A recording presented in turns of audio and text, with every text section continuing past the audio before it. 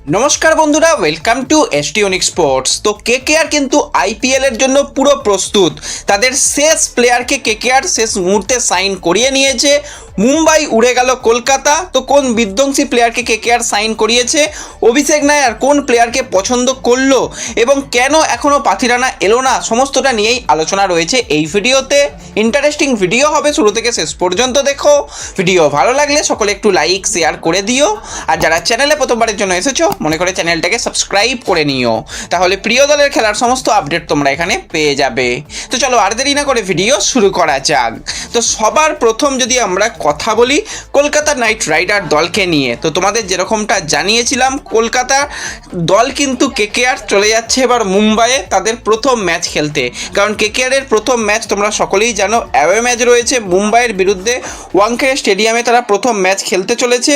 তো সেই কারণে কিন্তু তারা একটু মুম্বাইয়ে গিয়ে বাকি যেটুকু তাদের ট্রেনিং সেশন থাকবে সেই ট্রেনিং সেশন কমপ্লিট করে কিন্তু তারা আইপিএল খেলবে এবং 29শে মার্চ কেকেআর তাদের প্রথম ম্যাচ খেলবে। তার আগে কেকেআরের পুরো দলই বলতে গেলে কলকাতায় রওনা দিয়েছে।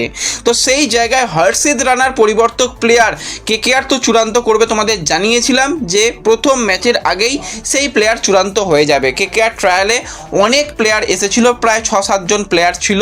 তো সেই জায়গায় কলকাতা নাইট রাইডার কোন প্লেয়ারকে শেষ পর্যন্ত অফিসিয়ালি হর্ষিত রানার পরিবর্তক প্লেয়ার নেয় সেই দিকে আমাদের নজর ছিল। এবার অনেক জায়গা থেকে বলা হচ্ছিল, ক্রিকবাজের তরফ থেকেও এমন আপডেট এসেছিল যে এই মুহূর্তেই হর্ষিত রানার পরিবর্তক প্লেয়ার কেকেআর নিচ্ছে না। কিন্তু আমরা বলেছিলাম পরিবর্তন কিন্তু খুব তাড়াতাড়ি হবে, কারণ অভিষেক নায়ার সেটা নিজে এসে সাংবাদিকদের মুখোমুখি হয়ে জানিয়েছিল যে আমরা খুব তাড়াতাড়ি পরিবর্তক প্লেয়ার নেব, আমরা দেখছি যে শেষ পর্যন্ত যে ভালো করবে তাকেই নেব। তো কেকেআর কিন্তু এই জায়গাতে পরিবর্তক প্লেয়ার হিসাবে তাদের নতুন প্লেয়ার নন্দীপ সাইনিকে নিয়েছে। তো এই নবদীপ সাইনির যদি আমরা কথা বলি, তো প্লেয়ারটা হচ্ছে এক্সপিরিয়েন্স প্লেয়ার। প্রথম কথা, বয়স 33 বছর। সে আইপিএলে রাজস্থান রয়্যালসের হয়ে খেলেছে, দিল্লি দলে খেলেছে। তো এই দুটো দল ছাড়াও কিন্তু তার আরসিবিতে বিশেষ বোলিং আমরা দেখেছিলাম। সেখানে তাকে আমরা জানতাম যে এক প্রকার মানে জোরে বোলার। সে 145 এমনকি 46, 47, 48 পর্যন্ত তার বলের স্পিড আমরা দেখেছিলাম। অ্যাভারেজ 145টা তার কাছে কোনো ব্যাপার ছিল না। তো এই প্লেয়ার কিন্তু সেই মুহূর্তে ওই রকম ছন্দে ছিল, কিন্তু লাস্ট কয়েকটা বছর সেইভাবে নিজেকে মেলে ধরতে পারেনি। তার যদি টি-20 কেরিয়ার নিয়ে কথা বলা যায়, 85 ইনিংসটাতে 77টা উইকেট রয়েছে। তার ইকোনমিটা কিন্তু খুবই ভালো, 7.56। কিন্তু বর্তমানে তার গতি তো রয়েছে, সেটা আমরা জানি, কিন্তু সে তার বোলিংয়ের মধ্যে একটা নতুন জিনিস নিয়ে এসেছে, সেটা হচ্ছে ভেরিয়েশান। কারণ সে যেরকম 140-এ বলও করতে পারে, সেরকম 110-15তেও বল করছে। বেশ কিছু বল সে কিন্তু এরকম জায়গায় করছে এবং দুটো কেকেআর যে প্র্যাকটিস ম্যাচ খেলেছে সেখানে কিন্তু সে যথেষ্ট ইমপ্রেসিভ পারফরমেন্স করেছে। তোমাদের বারবারই বলেছিলাম নন্দীপ সাইনি কিন্তু অন্য প্লেয়ারদের থেকে বাকিদের থেকে এগিয়ে রয়েছে। অনেকেই ভাবছিলে আকাশ মাদওয়াল, সে কিন্তু যেহেতু খুবই একজন ট্যালেন্টেড প্লেয়ার, বড় ম্যাচের প্লেয়ার, তাকে কেকেআর নেবে। কিন্তু তোমাদের বারবারই বলেছি যে নবদীপ সাইনি সে কিন্তু কেকেআরের পছন্দের লিস্টে সব থেকে এগিয়ে রয়েছে। এই কারণে সে প্র্যাকটিসে খুবই ভালো করছে। বড় বড় প্লেয়ারদের উইকেট নেওয়া, ফিন অ্যালেনকে আউট করা, রিঙ্কুকেও খুব সম্ভবত আউট করেছিল। তো ওভারঅল দেখতে গেলে এই প্লেয়ারটা ঠিকঠাক কেকেআরের জন্য ছিল। এবার নবদীপ সাইনির যেটা ব্যাপার, সে বল হাতে যতটা ভালো, ব্যাটে কিন্তু অতটাও কন্ট্রিবিউশন করতে পারে না, যেটা হর্ষিত রানা ব্যাট হাতে কিছু রান অন্তত করতে পারত। তো সেই জায়গাতেই কেকেআরের কিন্তু অবশ্যই অন্য আরও একজন প্লেয়ারকে নিলে কেকেআর ভালো করত। কারণ কেকেআরের কাছে আরও অনেক প্লেয়ার এসেছিল, তাদের ভালো আমরা ব্যাটিংও দেখেছি, বোলিংও দেখেছি, বিশেষত আন্ডার-19 খেলা RS আম্বারিশ। তো এই RS আম্বারিশের কাছ থেকে আমরা দুর্দান্ত ব্যাটিং আমরা আন্ডার-19 লেভেলে দেখেছি। কেকেআরের প্র্যাকটিস ম্যাচেও কিন্তু সে একটা ভালো ব্যাটিং করেছিল। তো সে কিন্তু বোলিং অলরাউন্ডার যাকে বলা যায়। এবার হ্যাঁ, তার এক্সপিরিয়েন্স কম, এখনও পর্যন্ত বড় মঞ্চে তার খেলার মানে আইপিএলের মতন জায়গায় খেলার অভিজ্ঞতা নেই। অভিজ্ঞতা বৈভব সূর্যবংশীরও ছিল না, বৈভব আয়ুষ মাত্রেরও ছিল না, কারোরই ছিল না। তাদের ফ্র্যাঞ্চাইজিগুলো ট্রাস্ট করেছিল, তাদের সেই সুযোগটা দিয়েছিল, তারপরেই কিন্তু তারা তাদের সেই জায়গাটা তৈরি করে নিতে পেরেছে। তো RS আম্বারিশ তো তাদের সঙ্গে একই সাথে খেলেছে, তো কেন এই প্লেয়ারটাকে ট্রাস্ট করলো না নাইট বাহিনী, সেটা শুধুমাত্র কোচ নিজেই জানে, কারণ কোচ নন্দীপ সাইনি দিকে প্রথম থেকেই একটু বেশি ইম্পর্টেন্স দিচ্ছিল, কিন্তু এই জায়গায় RS আম্বারিশ কিন্তু ফিউচার স্টার হতে পারতো, কারণ সে এবছর যেরকম করেছে পরের বছর ডেফিনেটলি চেন্নাই সুপার কিংস এই প্লেয়ারের দিকে মুভ করবেই, কারণ প্লেয়ারটার মধ্যে বোলিং অলরাউন্ডার একটা স্কিল রয়েছে।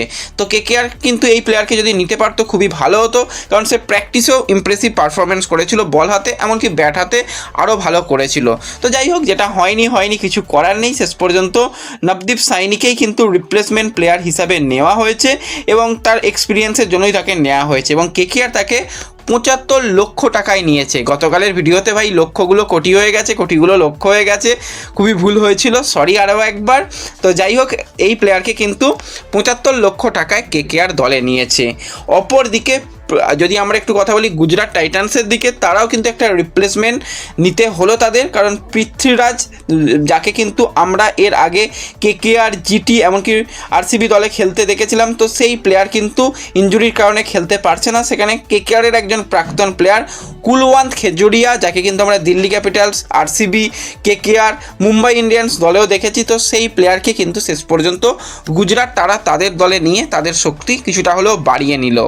এবং এর সাথে সাথে ক্যাপ্টেনদের নিয়ে কিন্তু যে ফটো সেশন সেটাও কিন্তু কমপ্লিট হয়ে গেছে।